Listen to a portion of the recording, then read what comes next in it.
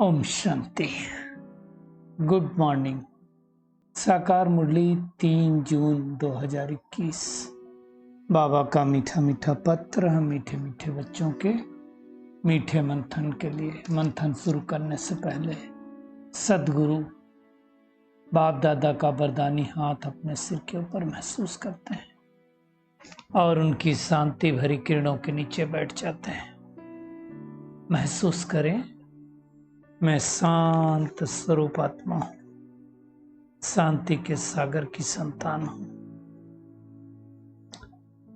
अशांति के सागर सदगुरु बाप दादा बोले, मीठे बच्चे, शिव बाबा तुम्हारे फूल आदि स्वीकार नहीं कर सकते। क्यों? क्योंकि वो पूज्य पुजारी नहीं बनते।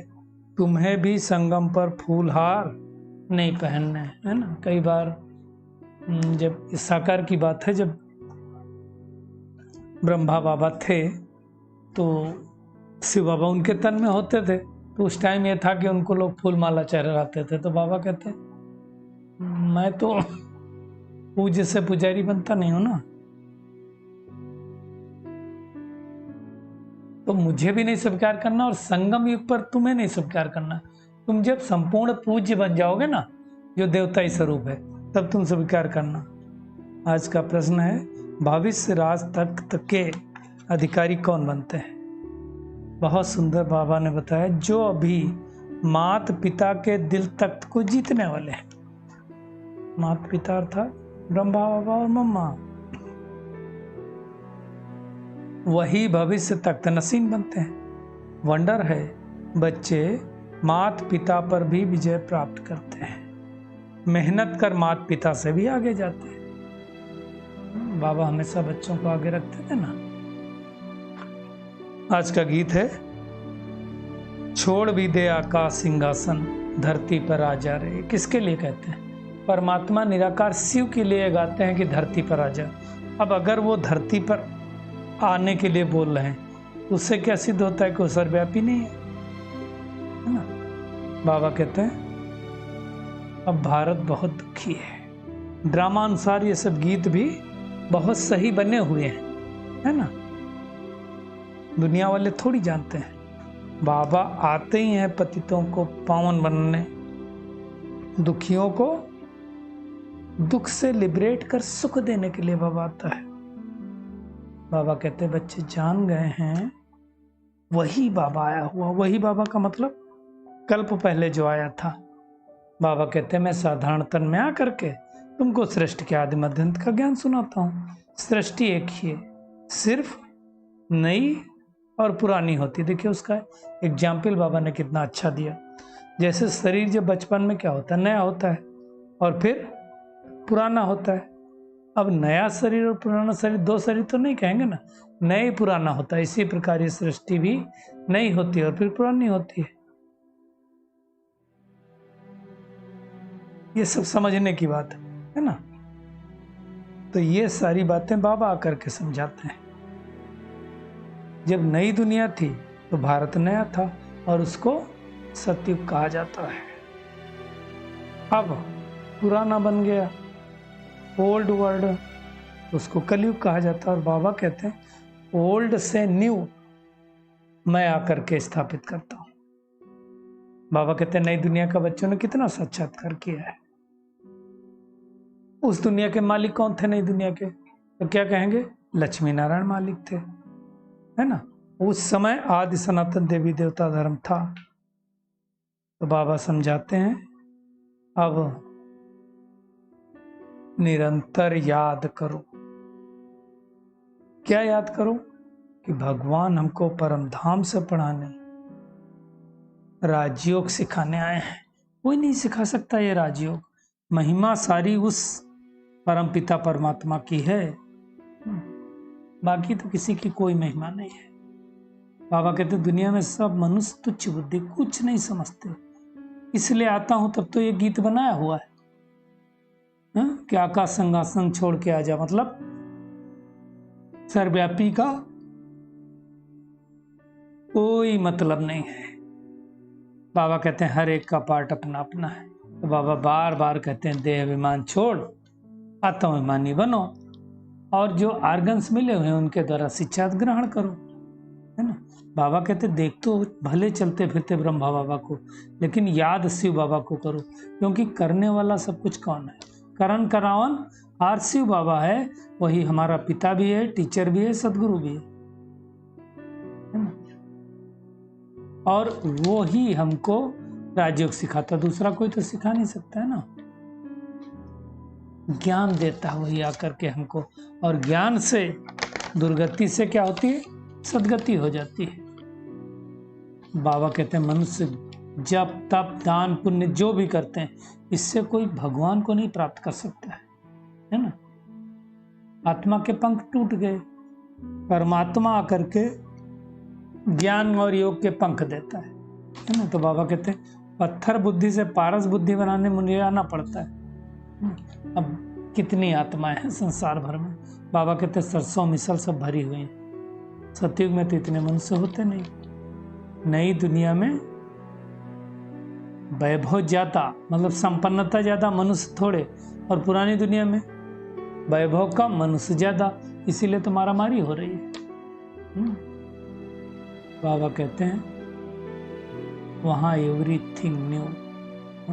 कितना मीठा नाम है, हेवन बहिष्ठ देवताओं की दुनिया। अब पुरानी इससे नई बनती है तो दिल क्या होता है वहां जाके रहें, परंतु उसके लिए पुरुषार्थ तो करना पड़ेगा, है ना। तो मेहनत करो। बाबा कहते हैं तुम पूज्य बनते हो और तुम ही पुजारी बनते हो। इस समय तुम पूज्य नहीं हो, तुम्हारा शरीर पूज्य नहीं है, इसलिए तुम फूल माला स्वीकार नहीं कर सकते। उसे बाबा कहते हैं मुझे तो दरकार ही नहीं है। मैं, बाबा कहते हैं, मैं तुम बच्चों का मोस्ट बिलबेड ओबीडियंट फादर भी हूँ, टीचर भी हूँ, सर्वेंट भी हूँ। जैसे बड़े लोग नीचे साइन करते तो क्या लगता है, आपकी सेवा में ओबीडियंट सर्वेंट। ये सब बातें बाबा समझाते हैं। नई दुनिया में आत्मा और शरीर दोनों पावन, और पुरानी दुनिया में दोनों ही पतित। सोना 9 कैरेट तो जेवर भी 9 कैरेट का होगा। सोने में ही खाद पड़ती ना। इसलिए ये कभी नहीं सोचना कि आत्मा निर्लेप होती। आत्मा ही तो सतो प्रधान, आत्मा ही तमो प्रधान बनती। बाबा कहते तुम आधा कल्प 21 जन्म के लिए प्रारब्ध पाते हो, तो कितना पुरुषार्थ करना चाहिए सोचो। मुझे कितनी मेहनत करनी चाहिए 2500 साल की कमाई के लिए, एक जन्म की कमाई के लिए 10 20 30 साल, जैसे एवरेज मान के चलो 60 साल का अगर पकड़ो तो 35 साल के आसपास मनुष्य नौकरी करता होगा।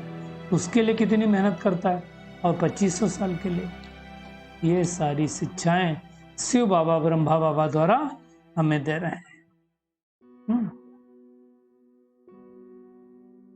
बाबा कहते हैं सेकंड बाय सेकंड जो कुछ बीतता है, सब कुछ ड्रामा में नूंद है ना। ये सब बातें बाप आकर के ही राजयोग सिखलाते हैं, है ना। कई लोग सोचते हैं पत्ता भी हिलता है भगवान की मर्जी से। नहीं, बाबा कहते सब ड्रामा में नूंद है। भगवान की मर्जी से थोड़ी हिलेगा, भगवान बैठ के थोड़ी हिलाएगा।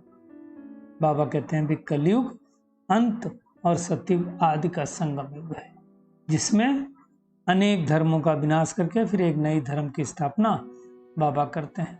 बाबा कहते हैं इस नशे में स्थित हो जाओ कि हम गार्डली स्टूडेंट हैं, भगवान मुझे राजाओं का राजा बनाता है।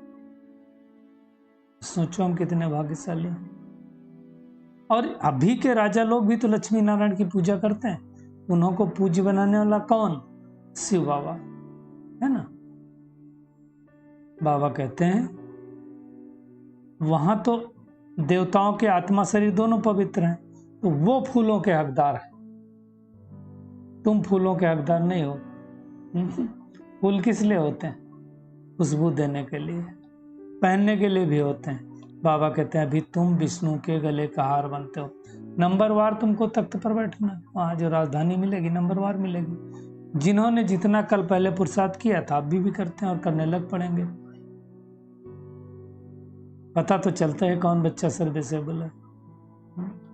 जैसे बाबा देखो एग्जाम्पल देते हैं, जैसे दुकान में क्या होता है, सेठ भी रहता है, उसके भागीदार भी रहते हैं, मतलब पार्टनर भी रहते हैं, मैनेजर भी रहते हैं, नीचे वाले भी रहते हैं। ऐसे सतयुग में भी होता है। है ना। तो मुख्य बात है तख्त नसीन बनने के लिए मेहनत करो। दिल रूपी परमात्मा के तख्त पर अगर जीत पहनेंगे तो भविष्य के तख्त नसीन बनेंगे। बाबा कहते हैं तुमको माया को जीतने के लिए पूरा पुरुषार्थ करना है। बच्चों आदि को बाबा कहते हैं भल प्यार से चलाओ, कुछ भी करो, लेकिन ट्रस्टी होकर रहो। भक्ति मार्ग में तो क्या कहते हैं, प्रभु सब आपका। फिर जब प्रभु का नंबर आता है तो मोह आ जाता है, तो बाबा कहते हैं मोहजीत बनो, है ना। वहां तो एवर हेल्दी निरोगी काया बनती होगी 21 जन्मों के लिए, है ना। सबको साक्षात्कार तो बाबा कहते शुरू में हुआ था, लास्ट में फिर से होगा। तो बाबा ही खुद बैठ करके ड्रामा के आदि मध्य अंत का हमको ज्ञान सुनाते हैं। अब बाबा कहते हैं तुमको कोई साकार से प्रीति नहीं रखनी। प्रीत किससे रखनी है? एक बाबा से। दुनिया वाले तो सतयुग के देवी देवताओं को नहीं जानते हैं, सिर्फ निशानियां रह गए कि हाँ भाई देवता थे, हाँ श्री कृष्ण थे, मथुरा में राज्य करते थे, राम थे, अयोध्या में राज्य करते थे, निशानियां बची, बाकी कोई थोड़ी जानता है। ये सब बातें शिव बाबा हमको ब्रह्मा द्वारा पढ़ाते हैं।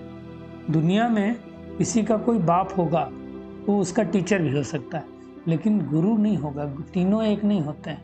तो ये बाबा हमारा बाप भी है, टीचर भी, सदगुरु भी है, तीनों एक है ना। तो बाबा कहते हैं तुम अपने को गॉडली स्टूडेंट समझो। अहो सौभाग्य, भगवान हमको पढ़ाते हैं, गॉडफादर हमको पढ़ाते हैं, हम कितने भाग्यशाली हैं।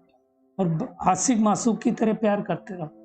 तो कोई जिस्मानी प्यार नहीं होता, वो दुनिया वाले जो आशिक मासूक का होता है। तो ऐसे हमको रूहानी प्यार करना है बाबा से, है ना। बाबा कहते हैं तुमको लक्ष्य सौंप दिया ना, मैं तुम्हारा धोबी भी हूँ, तुम्हारे वस्त्र यानी आत्मा को बाबा साफ करता है। लक्ष्य रूपी मतलब लक्ष्य दे दिया हमको बनना है, और योग से हमारी सफाई होती है। सारा कार्य शिव बाबा का है। यज्ञ किसका है? शिव बाबा को, इसलिए बड़े प्यार से तुम उनको याद करो। तो सारा दिन बाप दादा के दिल तक नसीन बनने के लिए मेहनत करनी है, जीत पाने का पुरुषार्थ करना है, ट्रस्टी बन करके प्यार से सबको संभालना है, मोहजीत भी बनना है। योग बल से आत्मा को स्वच्छ बनाना है। इन आंखों से जो कुछ देखते हो, देखते हुए भी याद एक बाबा को ही करना है। खुशबूदार फूल बनना है। अब ये फूल से प्यार नहीं करने, हमको तो फूल जैसा बनना है। आज बाबा का खूबसूरत वरदान, अपनी चंचल वृत्ति को परिवर्तन कर सतो प्रधान वायुमंडल बनाने के जवाबदार श्रेष्ठ आत्मा हो। बाबा कहते जो बच्चे अपनी चंचल वृत्तियों को परिवर्तन कर लेते हैं वही सतो प्रधान वायुमंडल बना सकते हैं, जिनकी वृत्तियां चंचल नहीं होंगी। क्योंकि वृत्ति से वायुमंडल बनता है। वृत्ति चंचल तब होती है जब वृत्ति में इतने बड़े कार्य की स्मृति नहीं रहती। पूरा विश्व परिवर्तन का कार्य है, कोई छोटा कार्य है। अगर कोई अति चंचल बच्चा बिजी होते हुए भी चंचलता नहीं छोड़ता है तो घर वाले क्या करते हैं, उसे बांध देते हैं।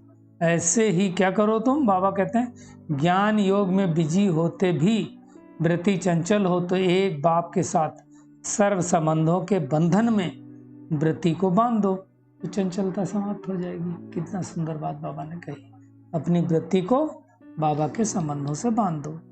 स्लोगन है, अलबेलेपन की लहर को समाप्त करने का साधन है बेहद का वैराग्य। तो अभी हमें बेहद का वैराग्य धारण करना है।